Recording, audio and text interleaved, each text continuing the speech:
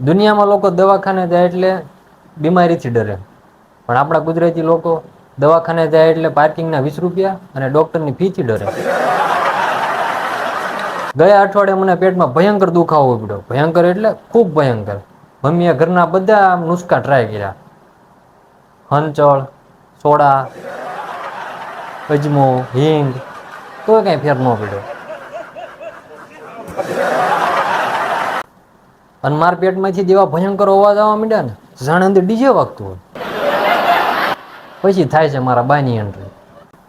મારા બાએ મારા માથેથી આમ 2-3 વાર આમ લીંબુ ઉતરી નાખ્યો, તોય કઈ ફેર ન પડ્યો. પછી મારા બાપા બોલ્યા કે હાલો બટા, ઘરના બધા નુસ્ખા થઈ ગયા હોય તો દવાખાને જઈ આવી. મેં કીધું હાલો.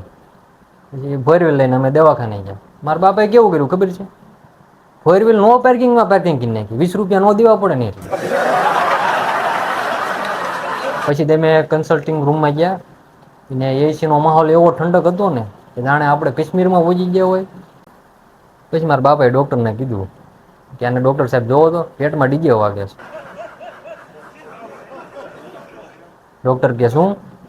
પછી ડૉક્ટરે મારી તપાસ કરી, પેલું કાનમાં ભરીને જીભ જોઈને, આંખ્યું જોઈને. પછી ડૉક્ટર મને શું કહે ખબર છે કે ઇન્ફેક્શન બહુ વધી ગયું છે, બ્લડ ટેસ્ટ, સોનોગ્રાફી, એન્ડોસ્કોપી કરાવવી પડશે. અંદાજે 18,000 થાય છે. આ સાંભળીને તો મારા પેટનો દુખાવો ભાગી ગયો. પછી મારા પપ્પા બોલ્યા કે સાહેબ આ એન્ડોસ્કોપી રહેવા દો, અમારા ઘરે જૂનો પાઇપ પડ્યો છે એ નાખીને જોઈ લો, એ ન હાલે. અને હા, આ 18,000 રૂપિયામાં તો અમારું આખું કુટુંબ હરિદ્વાર જઈને ગંગા સ્નાન કરી આવે અને ત્યાં જ બધું ઇન્ફેક્શન ધોવા જાય. પછી ડૉક્ટર આઘાતમાં આવી ગયા. ડૉક્ટર કે અરે કાકા, આ મેડિકલ સાયન્સ છે. રૂપા કે સાયન્સ વગર કોમર્સ.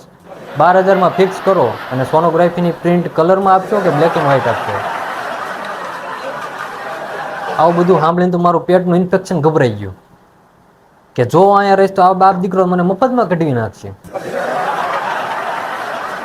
પછી હું સીધો ઊભો થઈ ગયો.